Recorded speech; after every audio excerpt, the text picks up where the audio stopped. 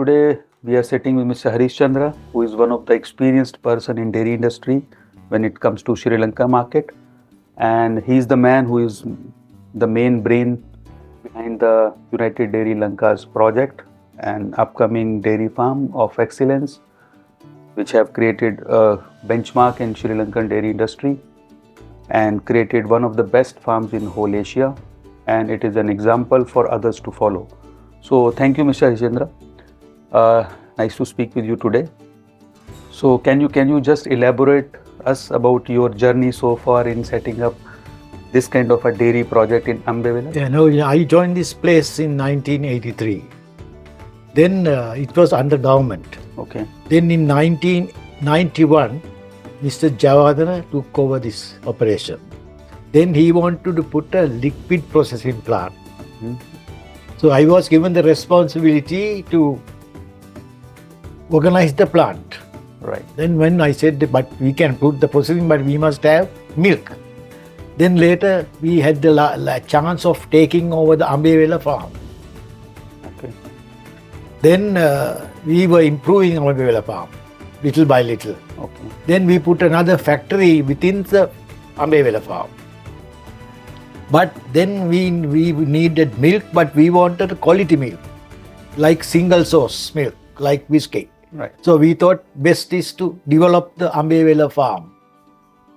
And Ambewela is Ambewela and Patipola. We have two. So on that basis, we decided, okay, we should have two big farms, 1,000 cows each. So today we are with one of the most experienced person in dairy industry in Sri Lanka, Mr. Sarath. Welcome, sir. Good afternoon. Yeah, good afternoon. And I must tell that Mr. Sarath is one of the best known dairy expert in Sri Lanka, globally as well, and he has been managing a dairy farm in Sri Lanka from last 30 years, and he is also president of large dairy farms association in Sri Lanka. So we are today in the farm of United Dairies Lanka, which he's been managing as general manager. And so we would like to check about his experience about the modern farm. They have set it up 2 years ago in Ambewela and Patipola, where they are managing about 2,000 cows. So, sir, over to you. So what do you think, how did your journey started with this farm and modernization in Sri Lanka? In fact, my journey started in dairy industry in 1978. Oh. Yeah. I was a fresher out of the School of Agriculture and joined the dairy development project in developing the dairy industry in Sri Lanka. Okay. However, from there onwards, I have been working with small farmers at the beginning. And then I later came into the National Livestock Development Board, where I became a manager of a dairy farm. In fact, I started as an assistant manager in 1981. Okay. And then since then, I had many opportunities of being in many couple of dairy farms under the National Livestock Development Board in Sri Lanka, and finally ended up in Ambewela in 1998. So at the time we took over, the farms were under the state sector, and then there was serious problems with the finances of the farms and the milk productions of the animals, and then the difficulties of running these farms. So since they were running at serious losses at that time, the government decided to privatize these farms under the Public Enterprises Reforms Commission, and it was done in 2001. By 2001, actually, the Lanka Milk Foods, who was the successful bidder of Ambewela Farms, took over the farms in 2001 under this privatization program.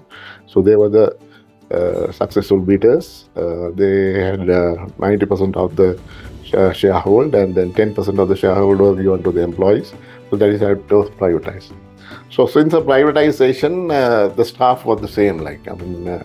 it was under the agreement of the privatization that the staff was supposed to come from the same staff has to be recruited.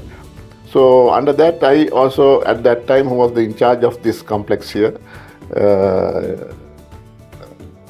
Came into the private sector with the joint hand with Mr. Lanka Milk Foods, and then since then we had a development program. We discussed actually the company Lanka Milk Foods. They were new to the dairy industry at that time, and they discussed how to develop the farms along with the farm staff, and then slowly we improved. And then we did our first upgrading in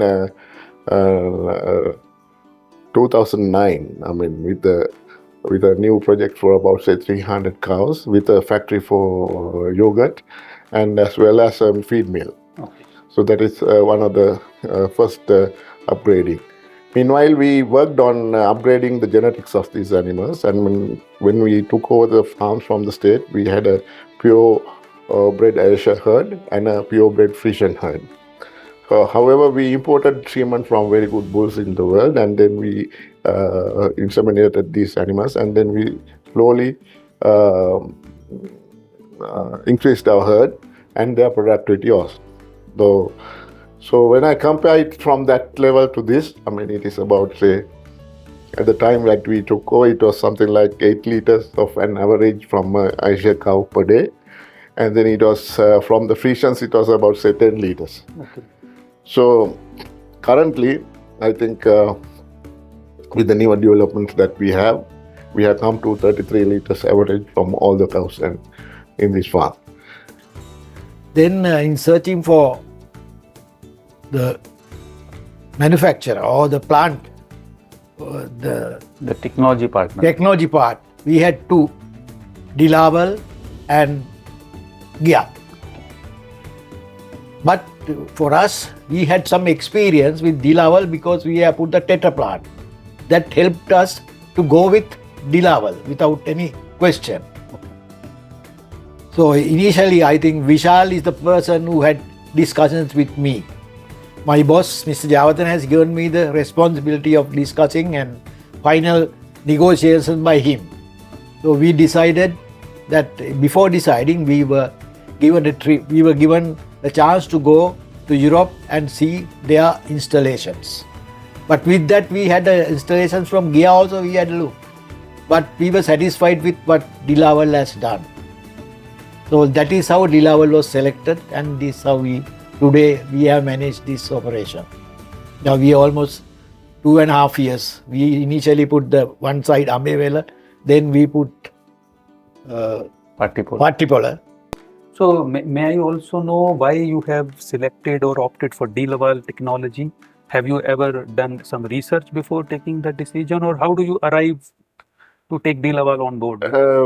Yeah, well, of course, as I said that since 1998 when I came here, DeLaval machines were here. I mean, they were very old, very basic milking machines. And then, however, the DeLaval machines worked with us for about 30 years. Those old machines were working with for 30 years, and during that 30 years, DeLaval continuously kept supporting us. And then that is one of the main reasons that the support that we had from the DeLaval at that time, that we first gave the preference to DeLaval in going in for advancements. And then meanwhile, during that 30 years initial period, we have found that DeLaval is also developing their technology, and then they are also coming out with all modern aspects. So we saw that, I mean, in many instances, and then we have been in Sri Lanka, not in Sri Lanka. I mean, Sri Lanka,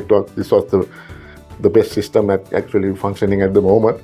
But DeLaval gave us the opportunity of traveling to European countries, and then to see these milking machines. In fact, in India also, I had chances of seeing this farming operations under DeLaval. So there were many other bidders also when we were starting. I want to start, and then with the So by seeing the technology that the DeLaval was having in European countries, and then the advancement of their techniques, then we decided to go for the DeLaval facility. So it was only about 500 animals at the beginning. So we came out in after the first upgrading of the 300 cows. We further decided in from 2010 to expand further. So we wanted to go for more better technology.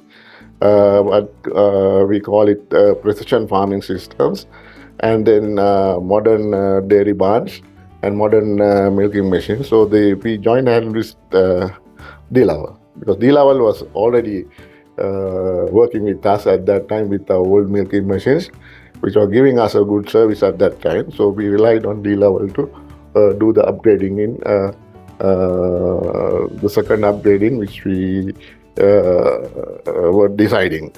So with that, we came out with two complexes of 1,000 cows each. 1,000 cows each with two milking machines with fully automated systems. Now we are doing about 50,000 liters of milk.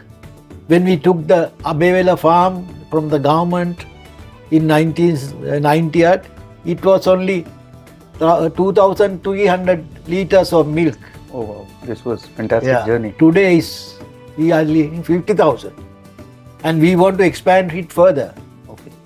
And this is now Ambewela name is throughout Sri Lanka is the number one milk, because our milk, no one can fight with our product, because we are from one farm. We don't mix with any other, or we don't take out any nutrients or anything out. As it is, we process and pack. Okay. So from your experience and this setting up a farm, what do you think technology have played a role, or how do you see your experience in terms of technology integration into this farming sector? Definitely, technology has made a major jump. Okay. And how do you see DeLaval roles in setting up this farm, and about your experience dealing with them in reality? I mean, Vishal was very cooperative. And we are still continuing to have a long friendly relations for decades to come. And how do you see our services being given at farm level, and your improvement on the productivity? Now actually you all are part of us. Yeah, you are right. Yeah. We have to also treat you like a family. Yes, it's a part of the family. Yes, we have to work together. We can't now divorce each other. You have to be together as a family. Yeah. So since we started work, we unfortunately had to go through the Corona period, and as well as there were some economic problems in the country, and then there was a slight delay in getting the project commissioned. But however, we were successful in getting the first unit functioning by 2022 April. So from we started in 2022 April up to now, we have come to, as I said, milk production from 25 liters to 33 liters average per cow, and total production was somewhere around 20,000 odd liters, which has come to about 55,000 liters, 52,000 liters now. So that's a significant gain, and then we are happy with it. So what do you think automation have helped you in getting this productivity level higher? I mean, what kind of automations you are working with right now, and how they are helping you to improve the productivity? Yeah, the systems are basically on two aspects. It's one on the cow comfort.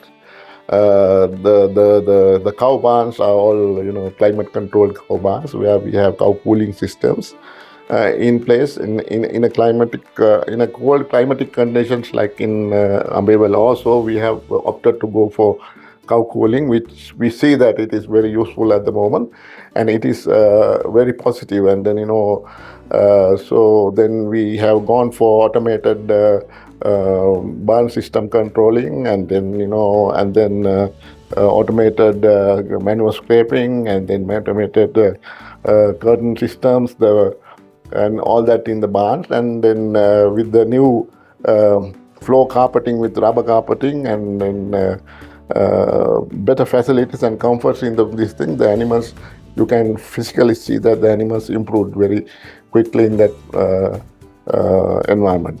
So then the second thing is the milking machine, where we went for automated systems with electronic chips on animals, and then RFIDs with milk point controllers, and then electronic milk measuring systems, and then condition scoring, and then regular weighing of the animals, and then we have introduced the activity meters to the animals, for which we have improved in heat detection, and then now there is a vast development in our breeding performances. We have better feed detections, and then really the breeding has improved. So this is one of the reasons that now we have, because of that, we have an excess herd at the moment, and then we are already advertised to sell these good genetic animals to the farmers. So that will also help the industry, because in Sri Lanka we could get this type of high quality animals anywhere before. So it helps the industry. Now currently the financial situations are improved in the farm, and then the feed costs have come down because the average productions are going up, and then so because of that, financially we are in a very viable situation. With me today I have Jacques Du Plessis, who is from South Africa and who has actually helped UDL to upgrade this project into all these modern facilities. So let's welcome Mr. Jacques Du Plessis. I'm Jacques Du Plessis. I'm a South African. I've been living in Sri Lanka for 6 years. I joined an investment company in Singapore that invests a small percentage of their portfolio into agriculture. Through that process, I landed in Sri Lanka. My first project was for Sunshine, which was a stop-loss project initially because they had a small farm, and we proved that there was scope for dairy expansion in Sri Lanka, and we upgraded that to an 800 milking cow unit. After that completion of that project, I was asked by our chairman, Mr. Harishchandra, to assist in the upgrade of the projects at Ambewela. Currently, we have about 4,800 animals. We are milking 1,300, and we have completed the project in 6 years. So at the moment, our average is about 33 liters of milk through the farms. The semen is imported from the US. We use sex semen. And the milk production in Sri Lanka, there's a big demand for milk. And I think this project has proven that Sri Lanka has a huge demand for dairy products. We're trying to decrease the import of dairy products into Sri Lanka, and we're trying to improve the local market as well. So that's basically the long and the short of it. And with the introduction of this new automated system and the new genetics that we had a very sharp, very significant increase in our milk productions. Actually, before the new project, it was the milk productions was something like 24-25 liters, but it came to 33 liters currently. And then the heifer calves, after shifting these animals, the cows to the new complex, all the heifer calves are having a better grazing and better management systems. The heifers started calving by about 24 months, which they were earlier doing it by 27-30 months. So the whole economy of the farm changed. Okay. So now, even with a big investment and a loan repayment, of course, with interest and all that, we are currently at a situation that we make profits out of this project. These are the same cows that was here before. We just improved the genetic breeding. The semen is imported from the US. We try and select in the top 5 bulls that's available. Every year we change the breed to ensure no inbreeding. We try and breed for calving ease, medium frame, and obviously positive milk production. So we try and make sure that every year when we remove animals from the herd, whether it's feet and legs, udder conformation, we try and improve that through the next genetic selection of the next bull we're going to use. The rubber mats and the cubicles and the carpets that they sleep on is very comfortable. The milking parlor is stress-free, so the cows enjoy going to the milking parlor. So there's no stress on the cow. She can freely move, drink water. She goes to the cow brushes. So there's a lot of cow comfort that makes sure she has optimal rest so that she can produce as much as possible more. We decided to use DeLaval. DeLaval gave us a complete solution within a barn system controller. The barn system controller basically controls a lot of environmental factors like humidity, heat. The fans will automatically be activated if the barn controller system sees that the humidity inside the shed is high. The fans will go on.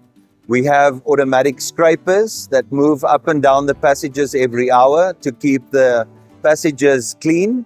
And also we have curtains that's controlled to make sure that when it rains or the wind is high, the curtains will open and close to ensure maximum comfort for the cows inside the barns. These systems all help us. We have automatic cow brushes inside. So all of these factors are basically factors that will help us to make sure that the cow is as comfortable as possible to ensure maximum output of milk production. Also, with all of these facilities, we try and aim that we get more lactations from a cow and we reduce the replacement of the animals during a lactation period or in a cycle that she's within the farm itself. So what would be your advice to new generation farmers who want to come into this sector? What do you think they should do Yeah, to set up such farms? yeah, there was a recent development even from the government to promote, large-scale farms, dairy farms. We don't know. Yeah, they have been working for so long. As I said, I started in 1980s. Yes. And then they have been working all that those years with small farmers. I mean, small farmers were giving about say 4-5% increase in the milk production, but which was not at all enough to cater the demand of the country. So finally, after so many years, we were only still producing 40% of our milk production in the country, and then there's a capacity to increase for another 60%. Right. So then, with the demonstration of, this is a kind of a demonstration for anybody to come and see or to know that investing on a large-scale farm is a paying concern. And then I would like to invite anybody who is interested in investing in this type of investments. It's a lucrative area now. So in Sri Lanka. You see it a profitable venture for the future dairy farmers who want Yes, that's right. into this sector. Yeah, one thing is the market, that we have a huge potential in the market. Second thing is the milk price that we have in Sri Lanka is a very competitive price when compared to the world market prices. Right. And then the new generation, the demand growing from the new generation for fresh milk. Actually, originally our country was not a much milk drinking country, but now it changes because the lifestyle changes in the society. Now there's more milk drinking, and then and also the facilities, of course. Now this had been a pilot actually first, investment in this style by a private sector. Yes. So then this is a very good example for anybody to. And what are your future expansion plans for this facility? Yes, this facility, I mean, we never expected that we will go beyond this because, we wanted to bring it to the full capacity. I have to tell you that we are happy to tell that within 1.5 to 2 years, we have come to the full capacity here. And then because the rapid breeding and increase in the number of animals, and then we are looking into go for bigger farms, and then for water production, which is a limitation factor in Sri Lanka because you don't get large scale land with good irrigation facilities, arable to do arable farming, and then however there are very limited areas which we want to venture into. Okay. And how was your experience with DeLaval in last 2-3 years while setting up Yes. this farm and helping you in operation? Yeah, the from the start that DeLaval for the first 1 or 2 years now they have been hand in hand actually. In our words, we have been working hand in hand. So doing a big large project like this, we had to transfer the technology into our employees. So the DeLaval had been here with us for these last so many years, and then it has been successfully disseminated to the our staffs, and then who are also our local staffs are also getting expertise in this area. So would you recommend DeLaval to new people who are entering into this business? Yes, yeah. The DeLaval, the service behind the DeLaval company is good. I mean, I can recommend it to venture into if you are anybody who is venturing into new ventures like this. And from your experience point of view, what kind of help you can provide from your association to upcoming dairy farmers in Sri Lanka or even from other countries like India? So Yeah. can they get some training or some advisory? Yes, one of our units, I told you that we have 2 units of 1,000 cows. One of our units is open to the public to come and see. Okay. So we have made special facilities for them to observe the farm. And then with special requests, we give them all instructions and whatever the advice they require while seeing the farms. And then the other next thing is that the excess animals that we are having, the animals of high genetical value, Right. that we can give it to the farmers to expand. So I had been always instructing large dairy farms to go in for high-tech farming, and then to give the best management practices, which is the only thing lacking in Sri Lanka, which I saw in other large dairy farms. The quality of the management, as well as the comforts that they have provided, and the feeding techniques are very poor. And then their technology is not up to mark. So I think if they update everything, so they should be able to be successful in their ventures. Okay. So what do you see the 3 key parameters which you can advise to newcomers while entering into this business they should be careful about? Yeah, one thing is that the cow comfort cannot be compromised. Okay. So we have different climatic conditions in our country, and then so there will be different challenges in different areas. So however it is, the new technologies developed into that level that we can have controlled housing in any dry or hot areas.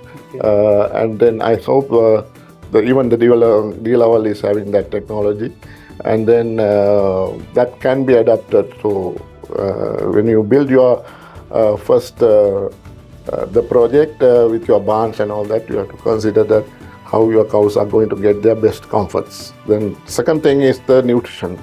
When genetics is the first thing actually. Genetics, you need to have good animals. With good potential in milk production. All animals are not the same. We normally in our farms we import semen from US and then from UK, Denmark, Europe. From the very best bulls, who can increase the productivity or production of the animals. So the genetics plays a big role. So you need to select your best animals for your project, which has a good potentiality in milk production. The third thing is the nutrition. Actually, to have a good high-producing animal, you need a high level of nutrition. So to get that nutrition in, it's not an easy thing. when the animals are producing something like, when you say 33 liters of average, some peak animals go up to around say 60, about 60 liters of. So such an animal giving 6 liters of milk a day, gives a lot of nutrients out, and the vitamins and stuff like that. So that has to be replaced very scientifically. So there need to be a good nutritional advice behind any good large farm like this. And then the nutrition of the animals has to be very good. Right. And the third one is the breeding. The breeding it keeps the farm running. That is how the farms develop. Every year the cow has to calve, and then it has to come to a new lactation, and that is how the production goes on. So your breeding cannot be compromised. So you need to have your breeding updated. So there are new techniques to do that. So with all these things in line, main things in line, I think. And in Sri Lanka, especially in your farm, are you facing any labor challenges right now, or do you see technology helping reducing the labor? That's right. That's one of the areas that we were concentrating at the beginning, because the labor in this field, is going down. The new comers are very much reduced, and then we have to go to see that systems and technology and machinery that can reduce this. So we have improved on that. At the beginning we were something like before about say every 7 or 8 cows we had a per person, or 7 and 8 cows. Now it has come down to about say 30. This whole project of 1,000 animals is run by 30 people. So that has given you a lot of control and the operational cost is also less. Okay. So do you see robotics coming into this farm maybe in 5 years' time, or what do you think about robotics in dairy industry? Yes, it is a very, very new concept to Sri Lanka, but I've seen in other countries where the robotics is coming in because of the lack of labor, as well as they look into the the lifestyle of the farmers, and farmers are normally hard-working people, and then introducing this type of robotics and all that is getting popular in European countries. I think in time to come we can come to that also in Sri Lanka. If the dairy industry develops. Okay. So I hope that we have opened the gates so for the industry to develop. So we have to watch. So it means the projection is realistic, and you are taking the required. What should I say? You have planned the required upgradations also in upcoming years, like more improvement in breed, selecting the correct bulls, Getting better fodder. But the facility you have already prepared. Yeah, the facility's there, and I think if you look at the demand, and I think if the performance was there from our chairman, we set out these targets, 30 liters in the first year, 35 in the second year, which we now 1.5 years, 15 months into this project. I think the growth potential is there, and I think we've proven that we can definitely do more production and improve whatever we see here. It rains Yes. heavily here, Yes. almost every day. This is not normal for our area here, but normally it's monsoon season. The average temperature is about 13 to 18 degrees. Yeah. The mist will be in, so this is abnormal climate for us usually. So normally it's raining and fogging and Yes. mist, but the cows love that environment, so we're happy to have this location. Thank you, Jacques. Thank You are you so very absolutely much. welcome. Thank you for And- your support as And well. I would say you have done a commendable job to Thank you. reach at this level, to make the farm functional and bring the production level such a remarkable level. And still you are projecting to get more milk per cow, which is really nice. So thank you But so thank much you, for your thank time. you very much. Thank you. Thank Thanks. you, Satwin. And how do you see your company's future in dairy farming sector? Like, how do you see yourself after 5 years, 10 years? as a group? We are number one at the moment. We want to be number one and the best in Sri Lanka. We are already there. We want to put a name out even outside Sri Lanka. Yes, you are right. You are definitely capable of achieving that benchmarks. And we are really happy that you are now successful, profitable. Your cows are yielding more than 32 liters per cow per day, which is definitely very encouraging for the whole dairy sector in Sri Lanka. And I'm sure your insights will help other businessmen and entrepreneurs to come into this sector and generate employment for the country. So we are really thankful. We are really happy that you are progressing ahead and you are getting into future expansions, and we would love to associate you. Thank you so much, sir. Thank you very much. Thank you, sir.